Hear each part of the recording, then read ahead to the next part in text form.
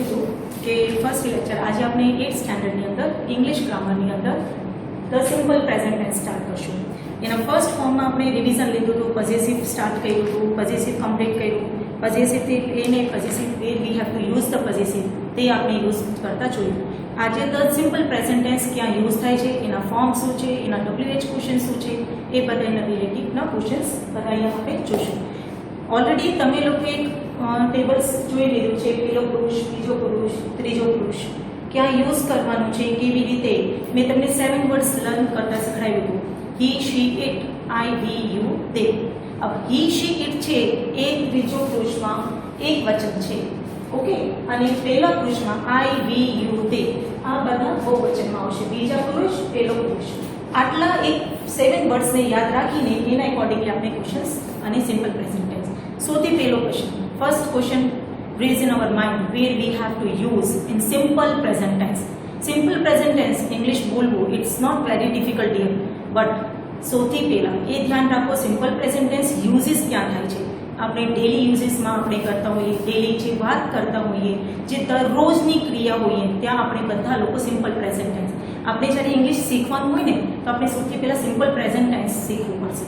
જો simple present tense અને simple past tense તમને આવડી જાય તો તમે લોકો ઇંગ્લિશ ધીમે ધીમે બોલતા, સેન્ટેન્સ મેક કરતા તમને આવડી જશે. આજે ફક્ત એના રૂલ્સ એન્ડ રેગ્યુલેશનને ધ્યાનમાં રાખીને એને આગળ વધશું. આપણે બ્લેકબોર્ડ ઉપર જોઈ શકીએ છીએ, મેડમે કંઈક લખેલું છે, ઓકે.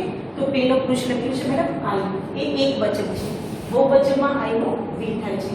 બીજો પુરુષમાં યુનો યુ જ બહુવચન થાય છે, અને ત્રીજો પુરુષમાં હી, શી, ઇટ અને ધીસ ઇઝ બહુવચનમાં તે થાય છે. अब ही शी इट એટલે શું? હી કોઈ પણ મેલ માટે, નર માટે, અને શી નારી માટે એટલે ફિમેલ માટે, અને ઇટ નાના જાતિ માટે. કોઈ પણ નોન લિવિંગ થિંગ હોય, it is a table, this is a chair, આવું કોઈ પણ બાકી યુઝ કરવા માટે આપણે ઇટ યુઝ કરીએ છીએ. આ બધાને તમે ઓળખો છો. આઈ એટલે હું, યુ એટલે તમે, વી એટલે અમે, અને યુ ફરીથી તમે, અને તે એટલે તેઓ. કોઈ પણ વ્યક્તિનું બહુવચન એટલે વ્યક્તિ ઘણા બધા હોય. હું એકલી હોઉં તો આઈ, ગર્લ હોઉં તો શી, બોય હોય તો હી, ઓકે, અને પણ ઘણા બધા હોય. તમે બધા અહીંયા બેસેલા છો તો દે, ઓકે, દે આર સ્ટુડન્ટ્સ. મારે કેવું હોય કે તમે કોણ છો તો દે આર સ્ટુડન્ટ્સ. એને એકોર્ડિંગલી આપણે સિમ્પલ પ્રેઝન્ટ ટેન્સમાં જોશું. મેં તમને ફરીથી કીધું હતું 7 વર્ડ્સ ઓનલી યાદ રાખવાનું છે, એના એકોર્ડિંગલી એક્સરસાઇઝ કરશું. જ્યારે પણ ધ્યાનથી સાંભળજો, જ્યારે પણ એક વચન હોય એટલે એક વચન તમે શબ્દ તમને કેટલા કીધા? હી, શી, ઇટ, આ ત્રણે એક વચન છે, આ બધું બહુવચનમાં આવે છે.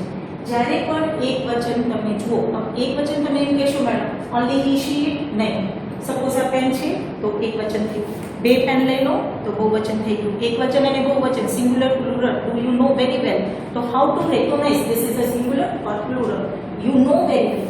સો જ્યારે પણ એક વચન હી, શી, ઇટ આવે તો ક્રિયાપદ જે પણ આપેલું હોય એની સાથે એસ અથવા es લાગી આ સાદા વર્તમાનનો પેર મૂકવાનો, ઓકે.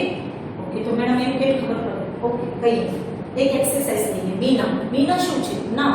કોઈ પણ નામ હોય ને બેટા હંમેશા એક વચનમાં, પણ નામ છે, ક્રિયાપદ આપ્યું છે રાઈટ, મીના ડેશ ઓર લેટર, રાઈટ આપ્યું છે. મેં તમને શું કીધું?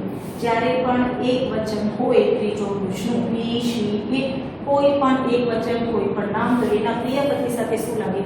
એસ અથવા es. તો અહીંયા શું લખી શકશું? Writes, WRITES. ક્લિયર? આ એક્સરસાઇઝનો પેલો ખ્યાલ આવી ગયો. તો બીજું તમે કહેશો મેડમ બહુવચન હોય તો કાંઈ નહીં, જે ક્રિયાપદ આપ્યું કોપી પેસ્ટ કરો, થઈ ગયું આન્સર. જોઈએ વી, વી પ્લેસ નહીં લખી, કેમ કે વી કેમાં આવ્યું?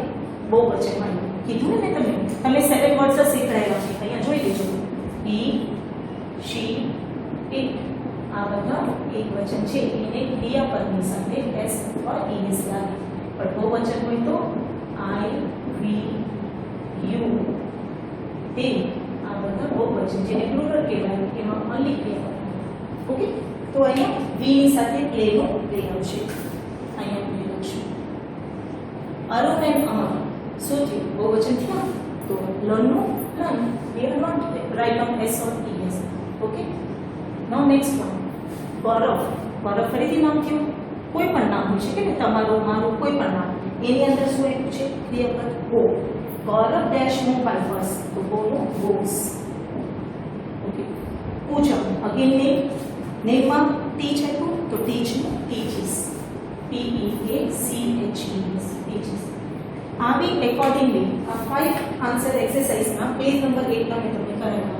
ઓકે સેમ આવી રીતે આપણે આગળનું ગ્રામર બુકની એક્સરસાઇઝ 6 7 8 9 10 ઓરલ તમે કહી દઉં છું તમે કરશો. 6th one we dash fast. Verb દીધું છે run, so we is a plural, so we have to write down only run. Next 7th one Lalit dash in evening, so Lalit is a name, so we verb is given study, so studies. अब studies is spelling ध्यान रखो STUD. Y is given, Y ની લખવાનું IES studies. Okay, this is the 7th answer. 8th one they again શું થયું બહુવચન થયું તો એમાં SKES લાગશે નહીં. they dash flowers, તો they ની સાથે bring no bring. yes. 9th one the teacher. अब teacher is a singular, એમાં કોઈ ટીચર્સ નથી લખેલું, so teacher is a singular, તો singular માં જે ક્રિયાપદ હોય એમાં s અથવા es લાગે. the teacher dash lesson, તો read નો reads.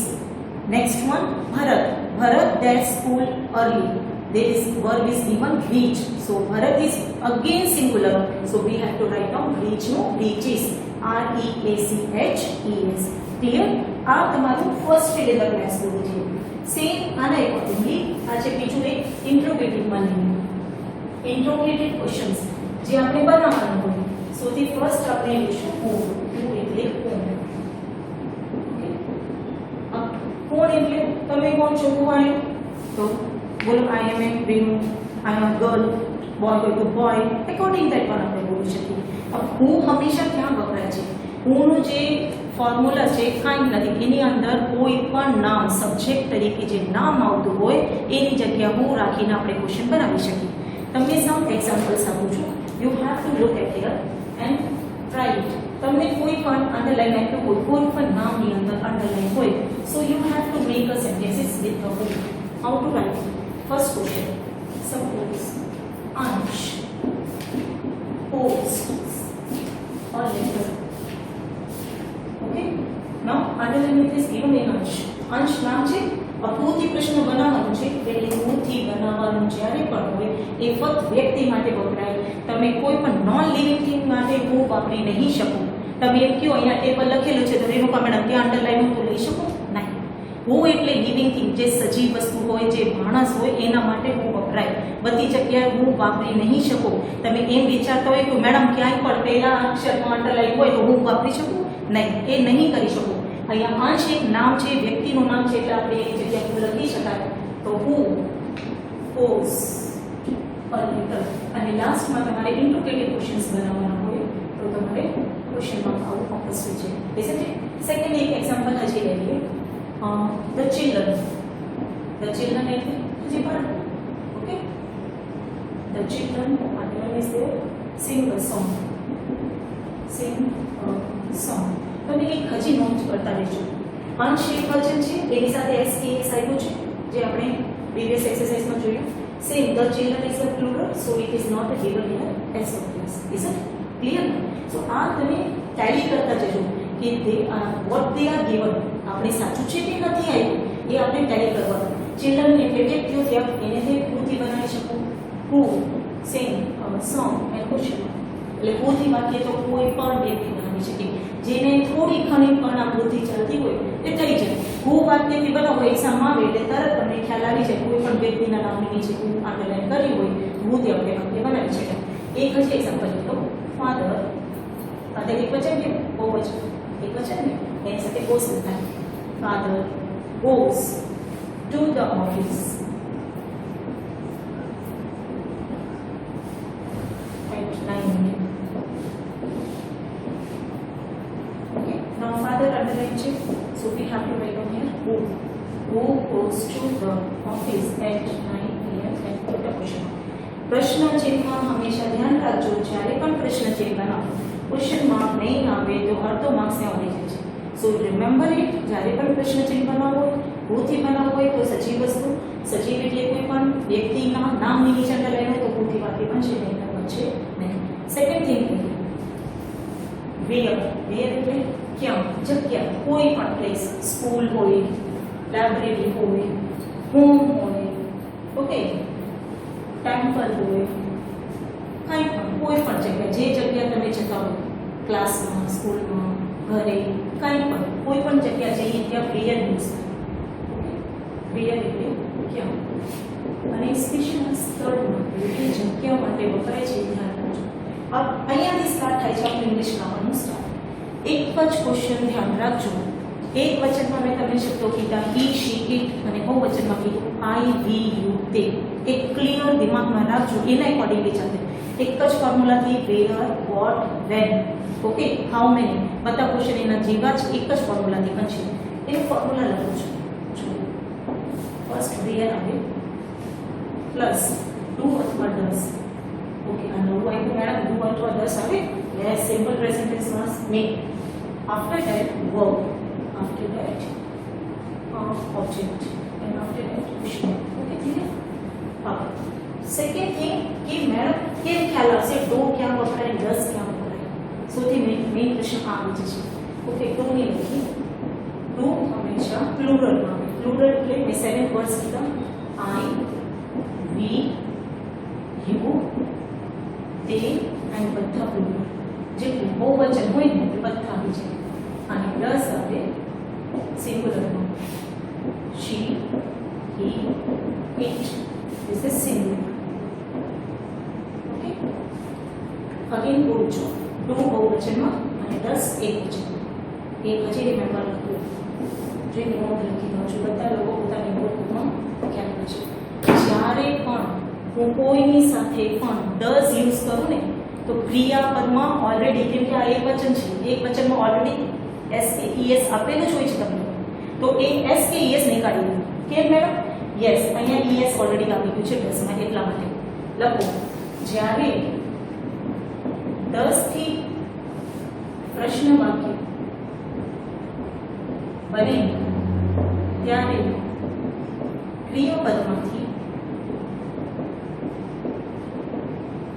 એસ અથવા ઈએસ નીકળી જાય એટલે રિમૂવ થઈ જાય.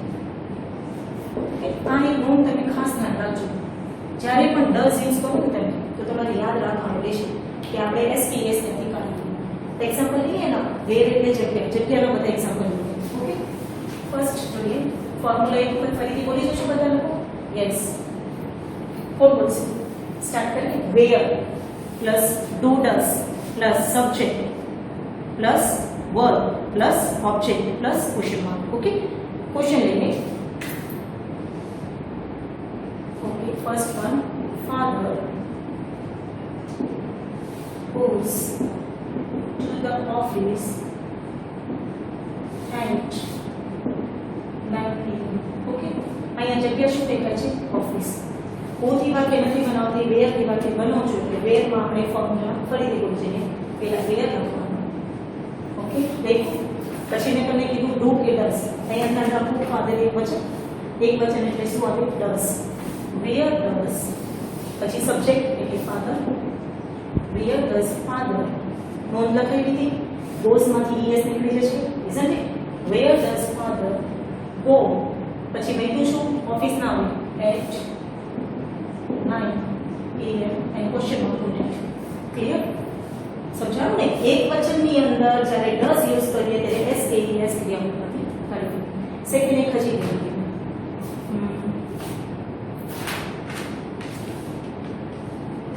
Okay second V go to the library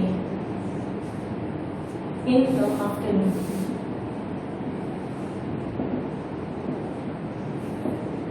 library જગ્યા છે સ્થળ અહીંયા ઓફિસ જગ્યા છે લાઇબ્રેરી જગ્યા છે.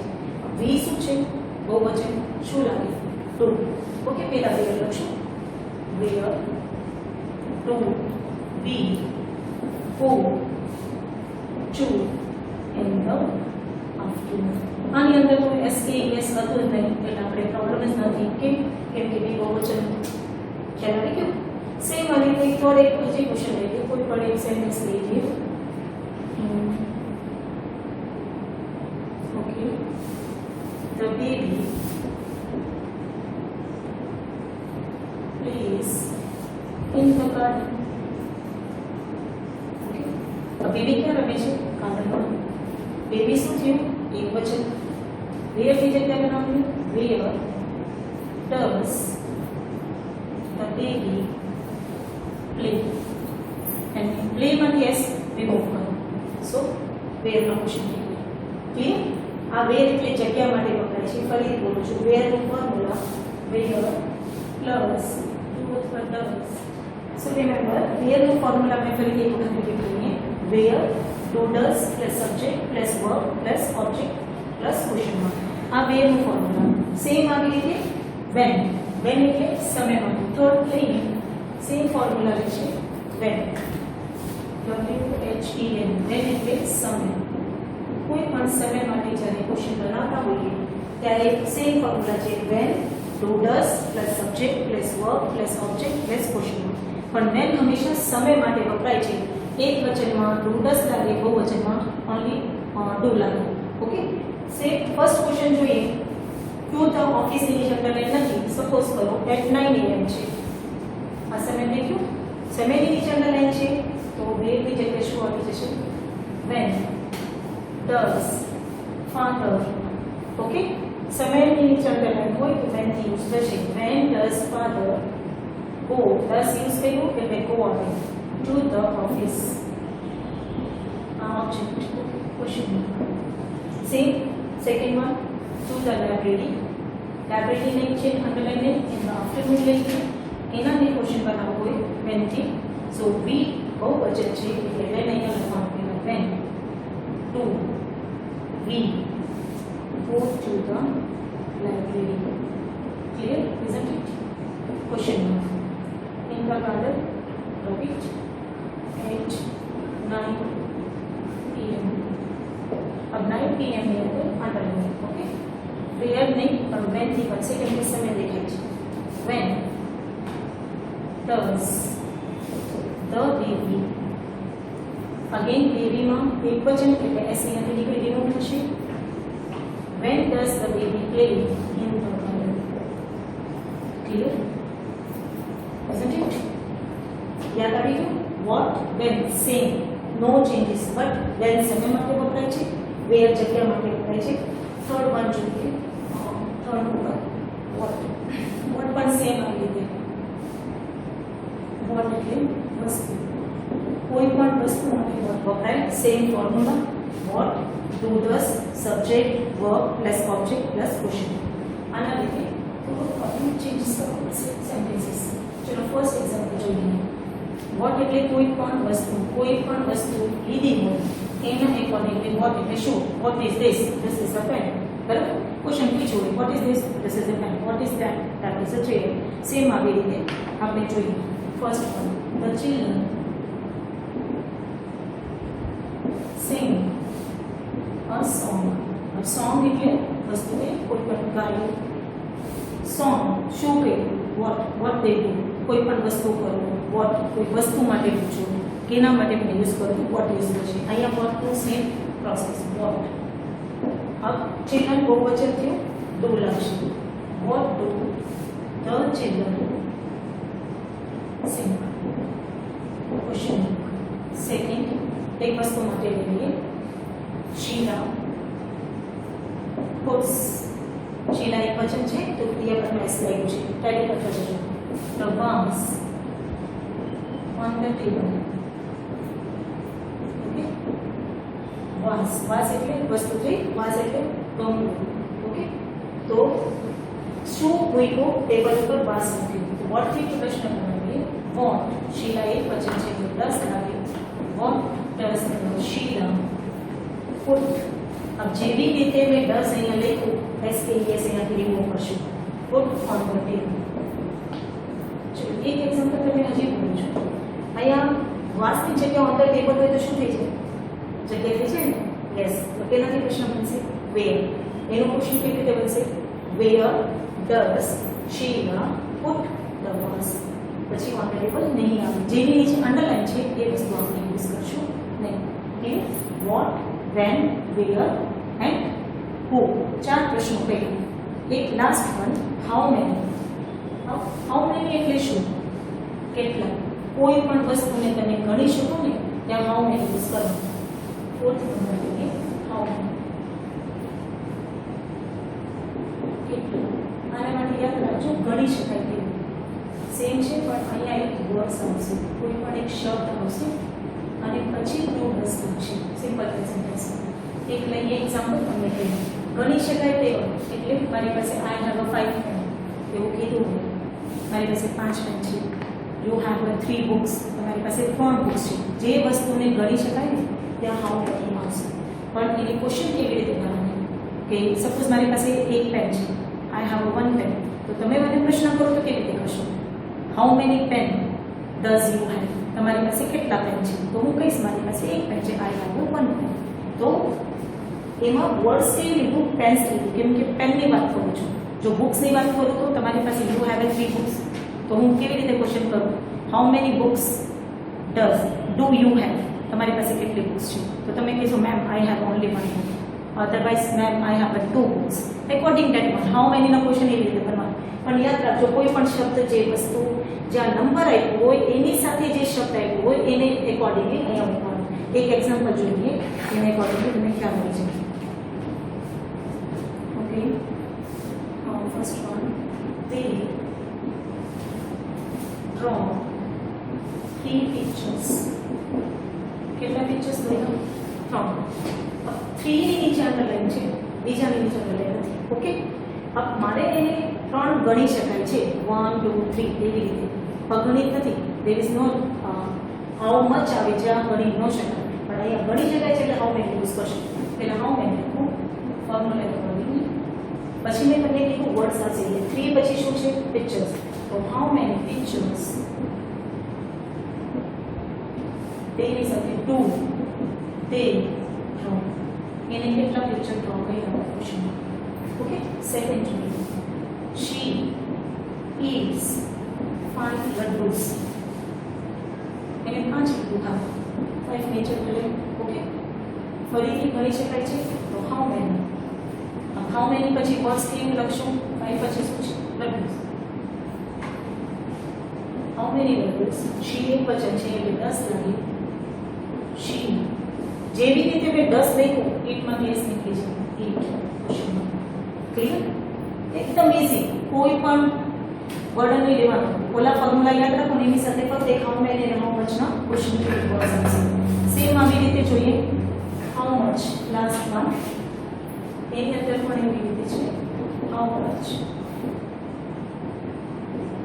કેટલું ગણી ન શકાય અને એનો પણ શબ્દ. ઓકે, अब हाउ मच એટલે જે વસ્તુ લિક્વિડ ફોર્મમાં હોય. લિક્વિડ ફોર્મ એટલે પરવાહી વસ્તુ. Okay, suppose first one Sheila drinks 2 glass of water. ચલો પાણી પીડાવી દઈએ છીએ. ઓકે, વોટર છે, अब ગ્લાસ ઓફ વોટર ની અંડરલાઈન છે. પરવાહી વસ્તુ થઈ ગઈ. જેને ગણી ન શકાતું હોય 2 ની નીચે અંડરલાઈન નથી. ફરીથી બોલું છું એટલે શું આવે? ગ્લાસ ઓફ વોટર પાણી છે. તો હાઉ મચ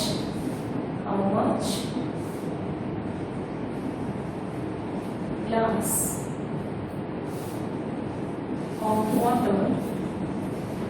પછી ડુ ડસ શીલા એક વચન એટલે 10 શીલા ડ્રિંક. अब ડ્રિંક ની નીચેથી એસ કે એસ અહીંયા એસ છે ને આ રિમૂવ થઈ જશે. Clear? Second one V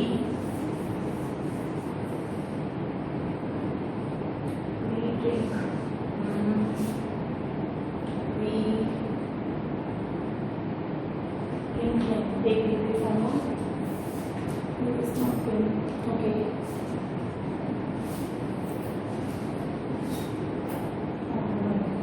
Makes again to write down we drink 5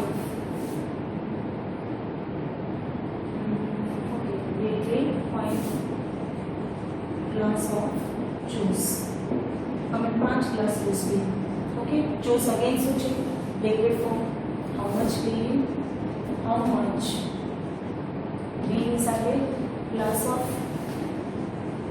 juice વી બહુવચન છે એટલે 2 લાગે વી ડ્રિંક ઓકે ક્લિયર આ અહીંયા એક ચેપ્ટર પૂરું કરીએ છીએ ફરીથી બોલું છું how many how much what when where who ફક્ત વ્યક્તિ માટે લાગે વોટ એટલે વસ્તુ માટે લાગે વેર એટલે જગ્યા વેન એટલે સમય હાઉ મેની એટલે ગણી શકાય હાઉ મચ એટલે ગણી ન શકાય આના એકોર્ડિંગલી જે તમારી પેજ બુકમાં પેજ નંબર 9 અને 10 માં જે એક્સરસાઇઝ આપેલી છે એકોર્ડિંગ ધેટ વન આ જ ફોર્મ્યુલા એકોર્ડિંગલી તમે લોકો તમારી એક્સરસાઇઝ કરી શકશો અને નેક્સ્ટ પીરિયડમાં તમે બધા મને આ એક્સરસાઇઝ જ્યારે સ્કૂલ ખુલે તમે મને દેખાડી શકશો નેક્સ્ટ પીરિયડમાં આપણે ટેક્સ્ટલ લઈશું so thank you so much have a nice day